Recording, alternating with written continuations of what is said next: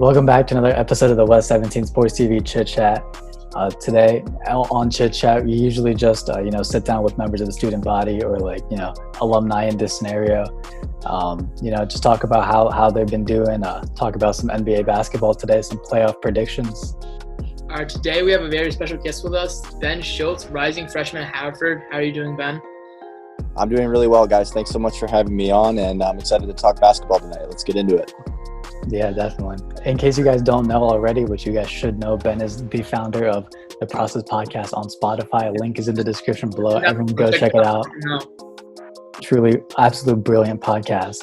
Yeah, it's also an official podcast. Like, if I saw correctly, you have you're on Apple Store or Apple Podcast. Yeah, there's platforms you can stream it from, Spotify, and then I'll be putting links in the description of my Instagram as well. So a lot of ways to check that out, and likely a new episode coming out tomorrow. So stay tuned for that. Hey, keep that. Anyways. All right, so getting right into the playoffs. Just going chronologically. Tomorrow, Game 1 is Utah versus Denver. In my opinion, this might be one of the closer games in the playoffs for round one. I think Denver's been struggling with a little bit of injuries to Gary Harris, but Utah also has Mike Conley missing because his kid is I think his kid's being born. I don't know if he's already born yet or she, but yeah, I mean, it should be interesting. You got the battle of the bigs, Jokic versus Gobert. You got Donovan Mitchell. Ben, what's your take on that? My take is similar. I think there's going to be a 4-3 either way here. I might give a slight edge to Denver in this one. I mean, they are the higher seed. They played okay in the bubble. I mean, Ball's had a really impressive start. And Porter's played really well too. So I think there's a couple guys there who could make the key difference. And, Utah, they lost a few. Like, I saw them lose to the Pelicans. There were a few games. Or no, they beat the Pelicans, but they were down most of the game. So there are a lot of games I thought Utah could play better. And going into this series, they have dropped a bit in the standings, and I think Denver's got this one. I'm going to say 4-3 Denver. I'm actually going to go. I think Denver's got this in the bag. Like, they both guys are suffering from injuries, but I feel like the Nuggets have so much more, versatility with their players, if that makes sense. Like, they just have a lot of good role players. I'm gonna say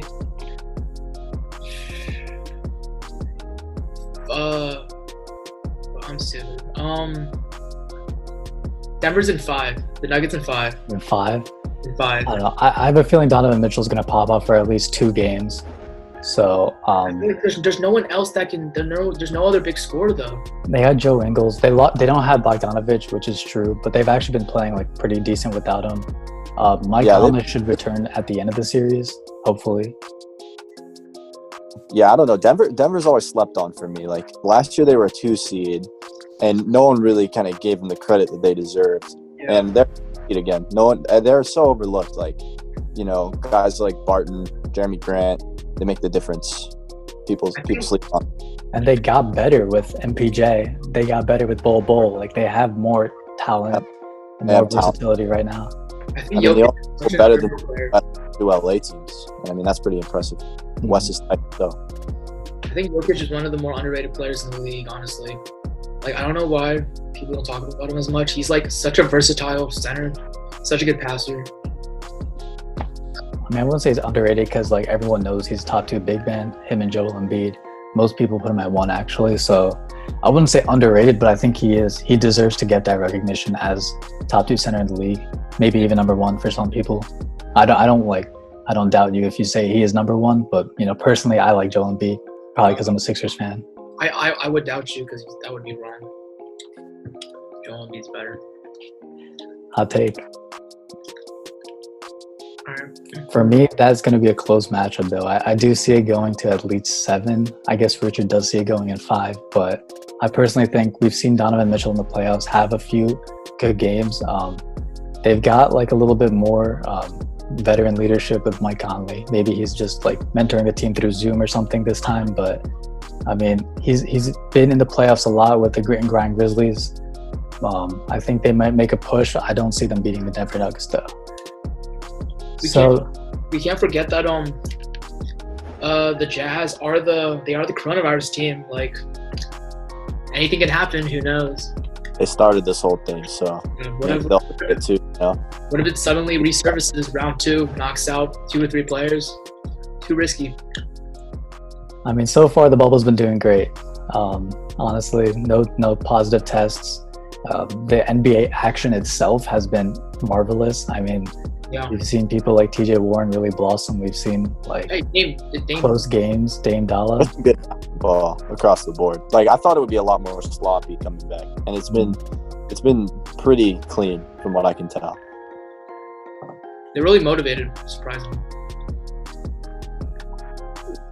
All right, so in chronological order, the next game is Brooklyn versus Toronto. We're just going based off of the schedule. So at 4 p.m. Eastern tomorrow is Brooklyn versus Toronto. I personally have Toronto winning. Brooklyn they don't have their 2 best stars. They don't even have Spencer Dinwiddie. I don't really see a way which they do pull it off. Maybe they'll get a game. Karis LeVert has been incredibly hot. Jared Allen's getting some nice boards. Joe Harris, obviously, a great shooter. But I don't see them beating the Toronto Raptors, defending champions. I say Toronto I'll give a couple games to Brooklyn. I'll say Toronto in 6, but probably 5. Yeah, this one's got to either be Toronto in 4 or Toronto in 5 for me. I talked about this on my podcast. I actually think Toronto is the most dangerous team in the East right now, just with how they're playing. They're defending champs. Like, even if they don't have Kawhi, they've still got a ton of star power. That's a bit overlooked. So, yeah, Nets, they don't really have anybody in that's going to make a huge difference. Maybe they'll get a game. So, I think final prediction's got to be 4-1 in favor of Toronto. You know what? I'm gonna throw a curveball here. I'm gonna say that the Nets in 7. No, Have the Nets. there's no way. All right, these are my reasons. These are my reasons. 1, the Nets. They I'm historically. pretty sure Noah is starting. Hmm? You really want to take the Nets? All I think Chizoa is starting, man. right, we don't talk How about. bad they are. All right, my points are historically the Nets are actually pretty underrated. Like they always play with a chip on their shoulder. Like I think last year didn't they upset? Did they upset where they They played us, man. They got a game. I mean, They got one game. Okay, but historically, the players are definitely more motivated. I would say. Let's see. I had a couple more points. I also think the team is genuinely underrated. They have a lot of players that just go like unnoticed. Karis LeVert's really good. No like attention at all. Jared Allen also extremely solid. Spencer Dinwiddie, he's also he's not playing. I know, but like I know he's not playing anymore. But still, you know what? I believe in the Nets. I'll take them in 7. For the reasons that you mentioned, I would say Toronto. Like those same reasons apply to Toronto. Pascal Siakam's getting overlooked. Marc Gasol defense is getting overlooked. Oh yeah, no, Toronto Raptors in 5. Yeah, who do you think was on the Raptors? I completely forgot Siakam was on the team. I thought they only had Kyle Lowry. I thought Kyle Lowry was the best player. Nah, They man. got Siakam. OG Anunoby's playing really well. Van Fleet, I think he's on the team. Yeah. Yeah. Raptors in 5. No, 6. I'm giving them 6 just because Karis LeVert's been showing up. But honestly, it's probably going to be in 5. Not a huge fan of the sweeps, except for, a couple, or maybe just one. I think we all know which series that is. But, they might get a couple games. Karis LeVert really put up a great fight against Blazers, which is why I'm even thinking about this, because they really had nothing to play for, but they still showed heart, and they actually almost beat the Bucks Blazers. too. Don't forget that they beat the Bucks That's true. without anybody. So you never know. Bucks are kind of like that is impressive. Even though the Bucks are kind of volatile, they're kind of weird team. Anyways, moving on to. All right, so the next is the Philadelphia 76ers versus the Boston Celtics. Now this one is gonna be a series. I mean, we've had so many rivalries with the Celtics. I remember like, was it 2 to 3 years ago or something when we first made the playoffs? Marco Bellinelli hitting clutch shots, JJ Redick. We don't even have either of those guys, but I still think that, in my opinion, I got Sixers winning in 7. Nobody has picked the Sixers so far. Maybe it's because I'm a Sixers fan, but I don't think so. Because let me tell you this, Joel Embiid is not going to be stopped by Daniel Tice. Who are they going to throw at Joel Embiid? They're not going to put Enes Kanter on them. Al Horford was their only stop to our team, and now he's gone. I don't know who. Nobody could have stopped Joel Embiid. I don't think anybody could even guard like Ben Simmons. Like, who do they have a single like good defender? Well, we don't have Ben Simmons. He's injured. Okay, if we had Ben Simmons. Yeah, I gotta say with this. I mean, I could talk all day about this one because obviously I hate losing to Boston. We've lost to them too many times down the road. So we go in the offseason and basically plunder their best defense against Embiid and take them for ourselves. Yeah. So I think that alone is a pretty good leg up to us that people might overlook. I'm going to agree with Archit. I'm going to say Sixers and 7 on this one. I believe because I've watched this team too much and seeing their performance against the Rockets as well can just show you how dominant Embiid can be and actually how well the team can shoot from beyond the arc when given the open looks. So there's a lot of guys who could step up. Alec Burks, Raul Neto. You know, I think they're actually considering putting Matisse Thybulle in the starting unit, which I think is a pretty smart decision considering he could lock up basically anybody 1 through 4 on that team. Not to mention that if you play Horford in the starting unit, you got a mismatch, Horford on Tatum. I just think Horford could actually get, Tatum in the post and score a few buckets on him just by pure size alone. So that's my take. Nobody can guard our breaks. We definitely win the size game like quite a lot. Yeah, I agree. Sixers and 7. What about how about let's get to that later. I mean, going into the season, my ideal matchup was the Celtics because we have the two. Well, in the beginning of the season, we had 2 of the best bigs. Now, Al Horford has taken a step back, but he's still pretty decent. He's a little bit overlooked. I mean, his defense is still a big part. And I think even if we stagger the minutes, we'd still eat up, barbecue chicken in the post. But also, I mean, we could play both of them at the same time. We don't necessarily need the threes because we could bang down low and get easy buckets. I think we have enough shooters around, especially maybe even with Ben Simmons gone, we have even more shooting. We have even more opportunities. The way I see it is like a Dwight Howard in Orlando. You know what I'm saying? Like Dwight Howard was eating in the post down low, except for he had shooters all around him. This time, Joel Embiid can even step back and hit a 3. So it's like Dwight Howard on the Magic, except for even a little bit better. I mean, we may not have the best shooters that Dwight Howard had, but we have serviceable shooters. We have solid defense. Josh Richardson, Matisse Thybulle. I think it's definitely going to be a 7-game series or something close to that. But I do think that we're going to pull away. Yeah. In a way, Ben Simmons being out might even help our team a little bit. Like it spaces the floor a bit better. Yeah, that's what I'm saying. Get the ball around to more different people. Switch up the game plan a lot. We have more, freedom to switch things up. But one thing I also think our team did very well was we had one game where we kind of just sat all the starters and let the bench guys shine a little bit, and that gave them a lot of confidence. Like Alec Burks is playing with a ton of confidence right now.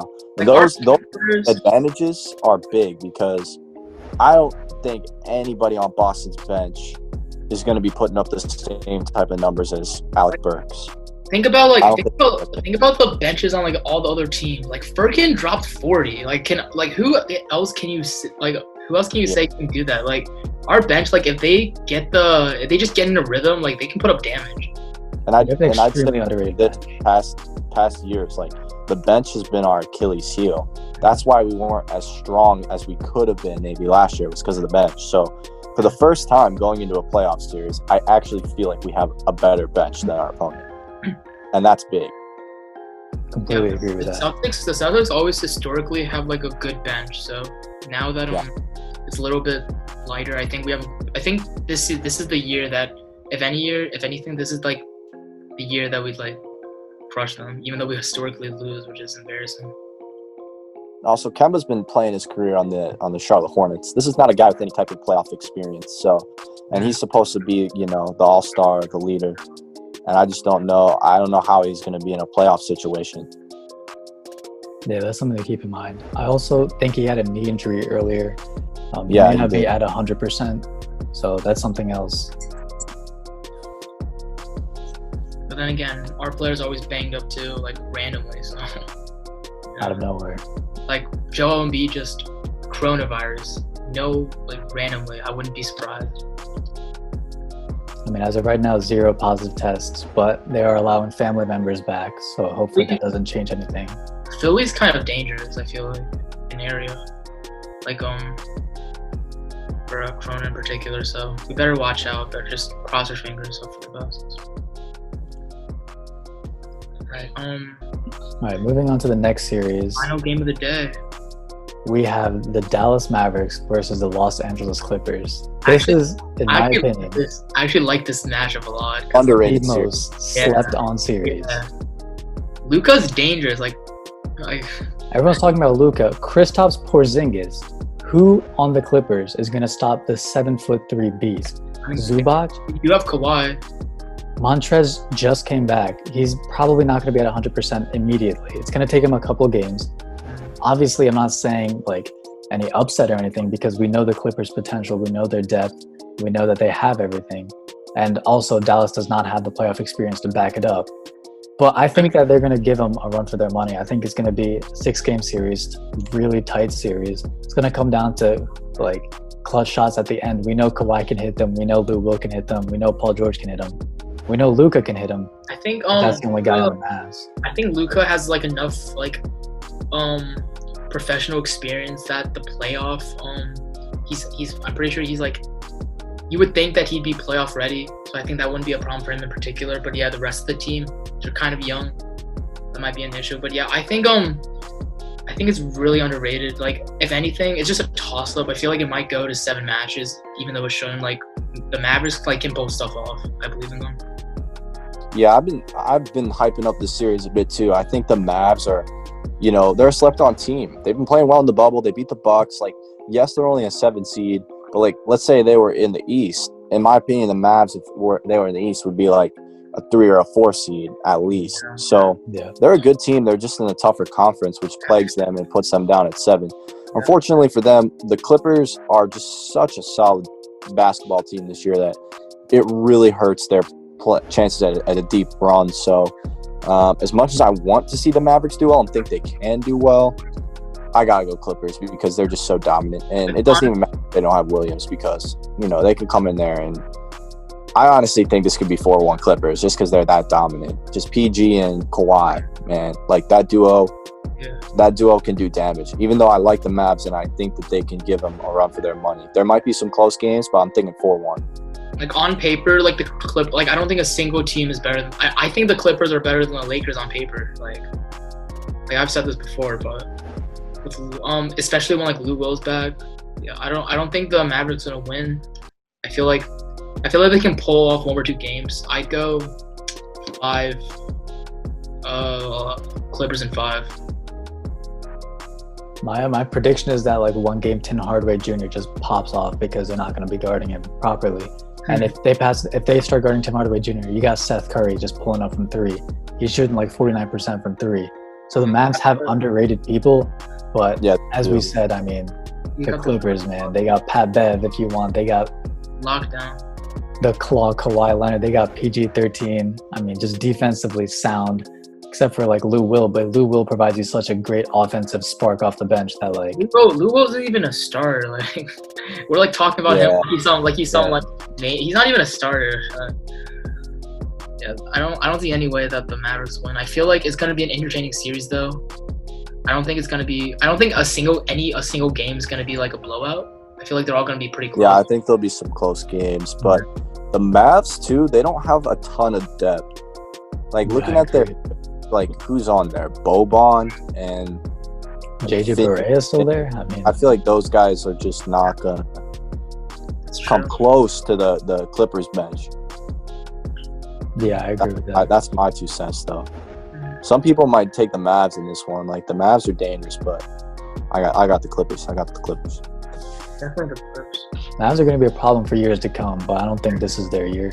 Honestly, if they were in the East, I'd have them over like the Celtics. I'd have them over. Yeah. Mhm. I'd have them over. They might honestly like either 2 or 3 seed. Like who knows? But, Honestly, I might even have them over Toronto. really?